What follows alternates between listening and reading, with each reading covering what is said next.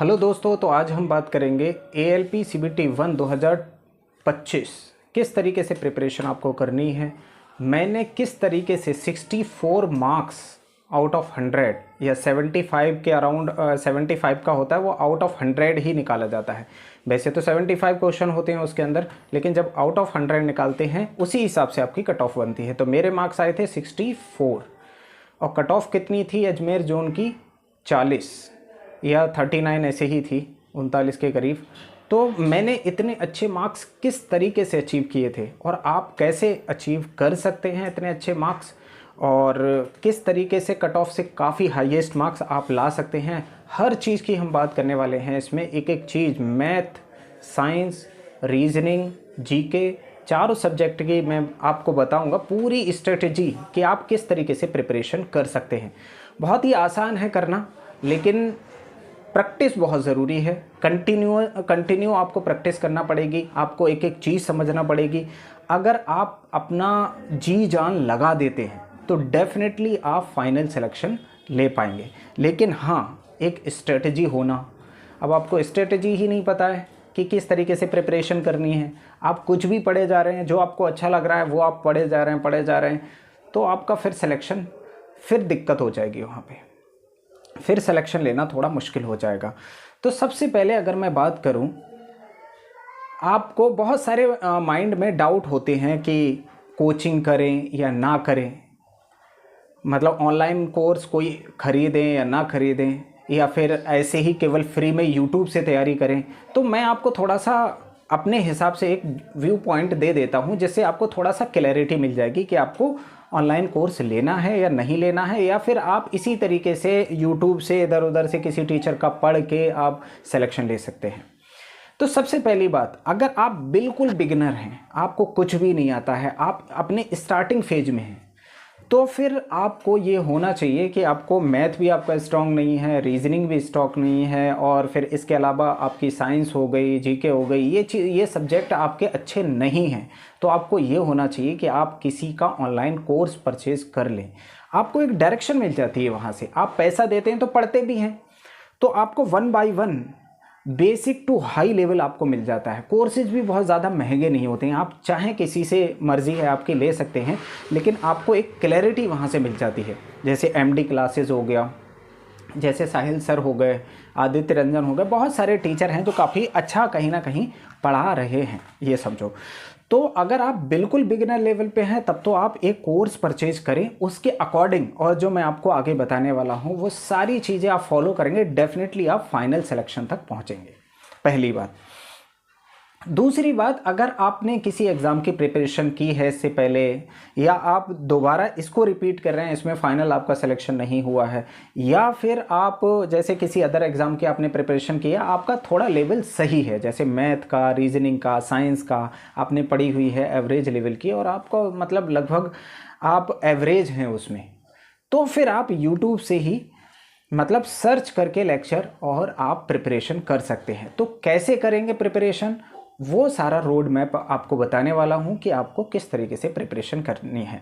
मैं आपको 1 बाय 1 बताता हूं। सबसे पहले आता है, अगर हम बात करें मैथ की, तो आपको मैथ कैसे स्ट्रॉन्ग करना है, मैथ की प्रिपरेशन आपको कैसे करनी है। मैथ की प्रिपरेशन करने के लिए सबसे पहले तो आपको आपकी कैलकुलेशन आपको स्ट्रॉन्ग करना पड़ेगी। जैसे स्क्वायर, तो जो स्क्वायर आपको लर्न करने हैं वो कम से कम आपको 50 तक तो होना ही चाहिए, उससे ऊपर आपकी मर्ज़ी है, आप बहुत आसानी से कर सकते हैं। इसमें एक पैटर्न सा होता है, अगर आप पूरा लिखेंगे और उसको एनालाइज करेंगे तो आपको बहुत आसानी से लर्न हो जाएंगे वो। तो कम से कम 50 तक तो आपको ये करना ही है। और फिर बात करते हैं क्यूब की, कम से कम 30 तक तो आपको क्यूब करना ही पड़ेंगे। वैसे 25 तक भी हो जाएंगे तो सही रहेगा, कोई दिक्कत वाली बात नहीं है। उसके बाद आती हैं टेबल्स, पहाड़े जो होते हैं वो कम से कम 20 तक तो होना चाहिए। वैसे अगर आपके 25 तक हैं तो फिर काफ़ी बेहतर रहेगा, काफ़ी अच्छा रहेगा, आपकी कैलकुलेशन काफ़ी अच्छी हो जाएगी। क्योंकि हर क्वेश्चन में क्या होता है, सीधा आपको कट करना होता है, सीधा डायरेक्टली। अगर आपकी टेबल्स अगर मजबूत हैं तो एकदम आप 25 4 100 डायरेक्ट करेंगे। तो जो डायरेक्ट आप करते हैं आप कई बच्चों से आगे निकल जाते हैं, वो सारी चीज़ें। सबसे पहले तो आपको अपनी कैलकुलेशन पे ये डेली रिवाइज करने हैं। आज अगर आपने क्यूब्स पढ़े 10 तक, तो आपको कल रिवाइज़ करने हैं। स्क्वायर पढ़े वो कल रिवाइज़ करने हैं। डेली कम से कम ऐसा रिवाइज़ करना है आपके माइंड में, बिल्कुल सबकॉन्शियस माइंड में पहुंच जाए वो। इस तरीके से डेली कम से कम 7-8 दिन तक रिवाइज़ करेंगे, आपके एकदम पक्के हो जाएंगे। लिख लिख के करना है ये सब आपको। फिर उसके बाद में अब आपको मैथ की प्रिपरेशन कैसे करनी है, जो तैयारी करनी है आपको, आप बहुत सारे चैनल हैं जिससे आप तैयारी कर सकते हैं। जैसे साहिल सर काफ़ी अच्छा मैथ पढ़ाते हैं रेलवे के लिए। एक MD क्लासेस हो गया, उसमें सत्यम सर हैं, काफ़ी अच्छा पढ़ाते हैं, और भी टीचर हैं उनके काफ़ी, मतलब ये रेलवे के रिलेटेड ही पढ़ाते हैं।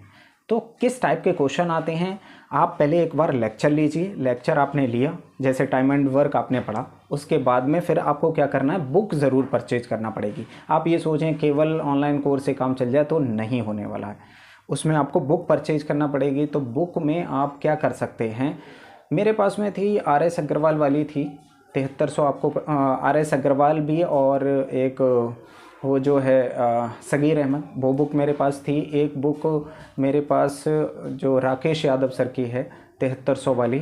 तो आप कोई भी बुक ले सकते हैं। आपने बुक ले ली, बुक परचेज करने के बाद में आपको उसकी प्रैक्टिस उसी से करनी है। जैसे लेक्चर लिया, उसके क्वेश्चन पहले लेक्चर को रिवाइज़ किया, उसके बाद बुक से क्वेश्चन लगा के देख लिए। तो जब आप बुक से क्वेश्चन लगाएंगे तो हर क्वेश्चन में जब आप उस कंसेप्ट को अप्लाई करने की कोशिश करेंगे तो हल्के हल्के आपके अंदर इम्प्रूवमेंट आना शुरू हो जाएगा। इस तरीके से आपको कंटिन्यू करते जाना है। इसके बाद मैं अगर बात करूं आपको साइंस की, तो अब साइंस आपको कैसे प्रिपरेशन करनी है साइंस की। साइंस में क्या है, इसमें भी आपको किसी ना किसी को फॉलो करना पड़ेगा ही पड़ेगा। बहुत अच्छे अच्छे टीचर हैं, जैसे मैं आपको बता देता हूँ। एक तो हैं नीरज सर जो काफ़ी अच्छा पढ़ाते हैं, दूसरा आपको MD क्लासेस पे हैं एक अभिषेक सर करके हैं, वो काफ़ी अच्छा वो भी पढ़ाते हैं। जिससे ट्यूनिंग बैठ जाए, जिसके लेक्चर आपको काफ़ी अच्छे लगें, आप उनको पढ़ सकते हैं, उनको फॉलो कर सकते हैं। आपने एक लेक्चर लिया, वो लेक्चर लेने के बाद में उस लेक्चर को रिवाइज़ करने के बाद फिर आपको साइंस की बुक से भी पढ़ना पड़ेगा। आप ये सोचें बुक से ना पढ़ें अगर हम, तो बहुत सारे ये कंसेप्ट या बहुत सारी चीज़ें, बहुत सारे एग्जाम्पल्स ये छोड़ देते हैं। ये टीचर लोग जो होते हैं सब कुछ नहीं पढ़ा सकते, क्योंकि वो इंपॉर्टेंट हाईलाइट करके पढ़ा देते हैं। तो इसलिए आपको खुद से पढ़ना बेहद ज़रूरी है। बहुत सारी चीज़ें ऐसी होती हैं, बुक में सब कुछ मिलेगा आपको, लेकिन लेक्चर में सब कुछ नहीं मिल सकता। तो बहुत सारी चीज़ें आपको लगेगा हाँ मैंने बुक में ये चीज़ ऐसे पढ़ी थी, तभी मार्क्स आएंगे। आप ये सोचें केवल लेक्चर लेने से हो जाएगा तो नहीं होगा, तो वहाँ पे दिक्कत होगी। हो तो जाने को हो ही जाता है, लेकिन जो आपको मैं बता रहा हूँ काफ़ी अच्छा स्कोर करने के लिए, और इसी का बेनिफिट आपको CBT 2 में भी मिलेगा। मेरा वो भी क्वालिफाई था CBT 2। तो अब उसमें आपने क्या किया, साइंस को बहुत अच्छे से पढ़ लिया। जब आपने उसको रिवीजन ऐसे करेंगे तो आज अगर आपने कोई लेक्चर पढ़ा, कल उसको फिर रिवाइज भी करना है, आपको लिख लिख के उसको रिवाइज करना है। लगातार जो आज पढ़ रहे हैं वो हर दिन रिवाइज भी करना है, वरना आप भूलते रहेंगे। देखो टाइम तो देना पड़ेगा, आप ये सोचें कि बिना टाइम हम दिए और प्रिपरेशन कर लें और क्वालिफाई हो जाए, तो ऐसा नहीं होता है। ये समझो आपको मेहनत करना पड़ेगी, बहुत कंपटीशन है।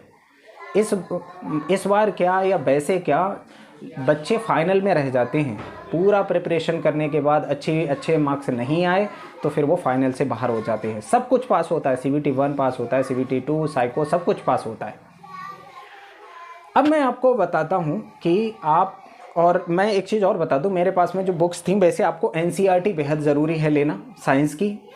NCERT अगर आपने ले ली 10th क्लास की तो वो सफिशिएंट है आपके लिए। और एक बुक और आपको बेहद ज़रूरी है लेना, ल्यूसेंट वाली। ल्यूसेंट से आपको साइंस का रिवीजन करना ज़रूरी है, पॉइंट टू पॉइंट दे रखा होता है, बहुत ही अच्छे से रिवाइज आपका हो जाएगा। उससे एक बार पढ़ लिया फिर आप ल्यूसेंट रिवाइज कर सकते हैं, ल्यूसेंट लेकर के, तो ये बेहतर रहेगा। मेरे पास में अशोका की बुक्स थी।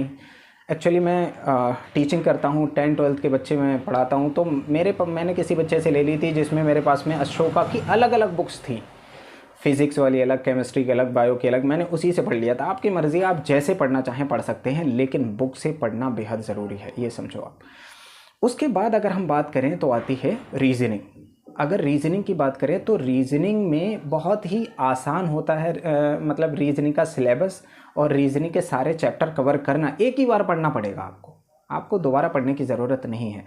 बहुत सारे टीचर हैं जिसमें मैं आपको बता दूं, जैसे MD क्लासेस पे भी काफ़ी अच्छे टीचर हैं, आप किसी से भी पढ़ सकते हैं। मैथ मस्ती में जो टीचर हैं मुखिया साहब, आपको पता ही होगा, तो वो उन्होंने काफ़ी अच्छे से कंसेप्ट क्लियर करवाया है। लेकिन एक चैनल मैं आपको बताता हूँ, कैरियर विल पे एक टीचर हैं, बहुत अच्छा पढ़ाते हैं। आप एक ही बार आप लेक्चर लेंगे तो आपके सारे कंसेप्ट क्लियर हो जाएंगे उसमें। तो रीजनिंग का आपको क्या करना है, आपने पढ़ा, उसके बाद रीजनिंग की बुक से ले लो आप या ऑनलाइन ले लो, जैसे आप पीडीएफ से आपको रिवीजन कर लेना है 1-2 बार, तो वो क्वेश्चन हो जाते हैं। रीजनिंग में तो आपको ये कोशिश करनी है कि आपको 100% अचीव करना है, मतलब जितने क्वेश्चन हैं सारे क्वेश्चन आपको करके ही आने हैं। अब लेवल थोड़ा सा हाई आ रहा है, उसमें पजल टाइप के क्वेश्चन पूछे जा रहे हैं, लेकिन वो इजी होते हैं। बैंक लेवल का जो पजल होता है बहुत टफ होता है, बहुत ही ज़्यादा। लेकिन यहाँ पे बिल्कुल सिंपल आपको सिटिंग अरेंजमेंट मिलेगा, 8 लोग बैठे हुए होंगे, बस आपको बिठाना होंगे। आपको मतलब फ्लोर वाला पजल मिलेगा जिसमें लोगों को ऊपर नीचे बिठाना होगा, बॉक्स वाला मिलेगा। तो ये बहुत ईजीली हो जाते हैं क्वेश्चन, बहुत ही टिपिकल नहीं होते हैं, बहुत आसानी से आप कर सकते हैं। तो आपने ये उस तरीके से प्रैक्टिस कर लेनी है। बुक तो आपको लेना ही पड़ेगी, अगर आप ले लेंगे बेहतर रहेगा। अदरवाइज़ रीजनिंग तो आप पीडीएफ आपने डाउनलोड कर ली, बहुत सारे आपको चैनल टेलीग्राम मिल जाते हैं, उन पर पीडीएफ आती रहती हैं, उससे भी आप प्रैक्टिस बिना बुक के भी ये हो जाती है। रीजनिंग इतना बड़ा टास्क नहीं है, मेन है मैथ और साइंस। अच्छा, बात करूँ जीके की, तो जीके अगर आप CBT 1 में नहीं भी पढ़ेंगे ना, तो भी आपका बड़े आराम से क्वालिफाई हो जाएगा। 10 मार्क्स का आई थिंक आता है। तो वैसे जीके अगर आप पढ़ना चाहें तो आपको क्यों कुमार अभिषेक सर से या जो कुमार उत्कर्ष वाले हैं उनसे क्यों पढ़ने की ज़रूरत पड़ेगी। बहुत मतलब डीप में वो हर चीज़ एक चीज़ पढ़ा रहे हैं, तो 10 मार्क्स के लिए आपको इतना रिस्क नहीं लेना, आप मत पढ़ो उनको। पढ़ना चाहें तो क्रेजी जीके ट्रिक आप फॉलो कर सकते हैं और उसमें से आपके क्वेश्चन फंसेंगे ही फंसेंगे, ये समझो आप। तो अब आपने सब कुछ पढ़ लिया, मैथ पढ़ा, साइंस पढ़ा, रीजनिंग पढ़ी। अब आप डेली का ये रूटीन बनाना पड़ेगा आपको कि आपको डेली पढ़ना है। आप ये सोचें कि अरे 2 घंटे पढ़ लेते हैं, 1 घंटे पढ़ लेते हैं, आधा घंटा पढ़ लेते हैं, तो ऐसे थोड़ा बहुत पढ़ने से कुछ नहीं होने वाला है। आज के टाइम में इतना कंपटीशन है, वैकेंसी भी अब कम हो गई है, एग्ज़ाम में भी ज़्यादा टाइम नहीं है, तो फिर आप थोड़ा बहुत पढ़ के कैसे क्वालिफाई कर सकते हैं, बिल्कुल नहीं होगा।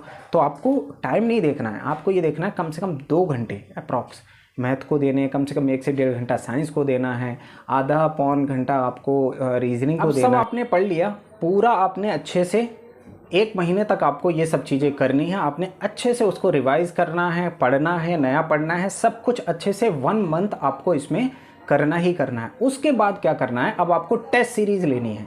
टेस्ट सीरीज़ आप ले सकते हैं टेक्स्ट बुक की, काफ़ी अच्छी रह रही है अब ये, पहले से काफ़ी बेहतर इसका लेवल आ रहा है, सारे बच्चे उसको ले रहे हैं, तो बहुत सारा कंपटीशन आपको वहीं पता लग जाता है आप कितने बच्चों में लाइक कर रहे हैं।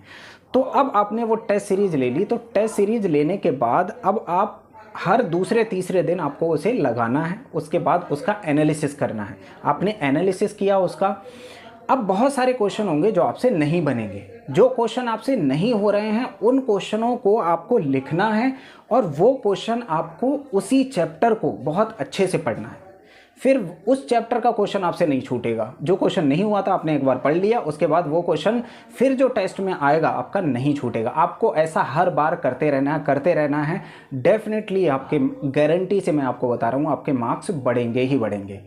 मैथ में नहीं आ रहा है, उस टॉपिक को पूरा रिवाइज कर लिया, साइंस में नहीं आ रहा है, टॉपिक को पूरा रिवाइज कर लिया। तो ये सब चीज़ें आपको करते रहना है और इस तरीके से आप करेंगे, आपके टेस्ट में स्कोर बढ़ता चला जाएगा, आपका कॉन्फिडेंस बढ़ेगा और इसी तरीके से फाइनल आप CBT 1 में काफ़ी अच्छा स्कोर कर पाएंगे, काफ़ी अच्छा स्कोर आपका होगा। आपको कोई टेंशन नहीं लेनी है, अभी से अच्छे से प्रिपरेशन करनी है। विदाउट प्रिपरेशन कुछ नहीं होगा। आप ये सोचें 1 घंटा पढ़ के काम चल जाएगा, बिल्कुल नहीं चलेगा, आपको टाइम देना ही पड़ेगा।